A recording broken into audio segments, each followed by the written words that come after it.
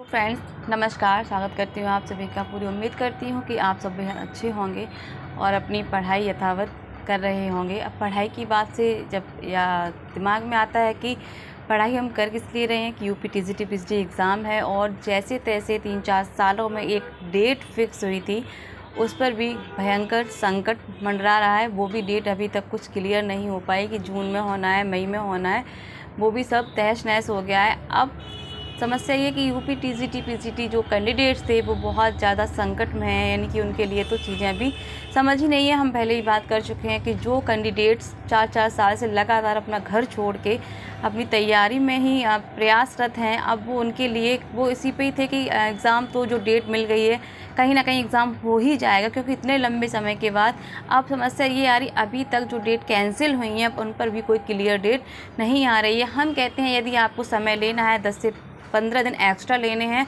तो आप ले सकते हैं, बशर्ते एक डेट फिक्स कर दीजिए कि ये डेट आपकी फिक्स है, इसको एग्ज़ाम होना ही होना। तो कम से कम कैंडिडेट्स को ये उम्मीद तो रहे कि भाई अब तो एग्ज़ाम होना ही है, उनकी पढ़ाई प्रभावित ना हो। यहाँ पर मुझे लगता है 80% लोगों की पढ़ाई प्रभावित है, क्योंकि अब डेट ही क्लियर नहीं है। अब संशय ये बना हुआ एग्ज़ाम हो भी पाएगा कि नहीं हो पाएगा, तो कहीं ना कहीं मन में नकारात्मकता भी घर कर जाती है, क्योंकि हम सब इंसान ही हैं और भाई पॉजिटिव और नेगेटिविटी दोनों साथ साथ ही चलते हैं। तो अक्सर हम नकारात्मकता के सहयोग में जल्दी से आ जाते हैं बजाय सकारात्मकता के, क्योंकि अब हम जो माहौल क्रिएट हो रहा, लोग धरना प्रदर्शन सब कुछ इतना गहन चल रहा है, उसके बाद भी कहीं से कोई जो एक फिक्स डेट होनी चाहिए थी, जो आशाजनक कुछ होना चाहिए था, ऐसा अभी तक कुछ भी नहीं हुआ है। तो उसी को लेके दिमाग में बहुत ज़्यादा कश्मकश बनी हुई है। अब मन में ये भी आता है कि एग्ज़ाम तो होगा ही, लेकिन कब, हम पढ़ें कितना, थक चुके हैं पढ़ पढ़ के कि 3 साल से 4 साल से कोई तैयारी कर रहा है, भले ही उसका रेगुलरिटी ना हो, लेकिन बीच में जैसे उसको लगता है कि भैया पढ़ना है, कुछ करना है, तो अपना वो समय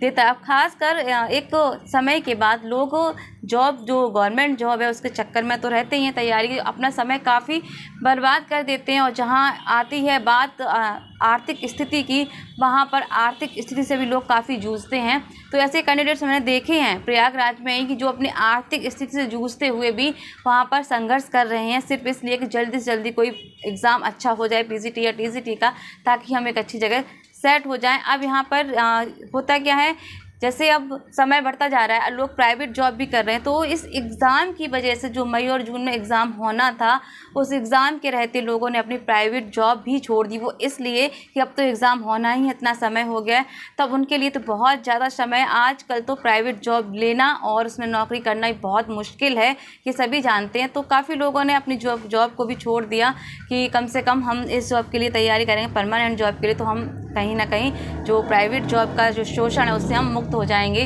लेकिन अब उनके पास तो ये संकट भी दूसरा ये आ चुका है कि उन्होंने अपनी जॉब भी छोड़ दी, यहाँ पेपर भी नहीं हो रहा है।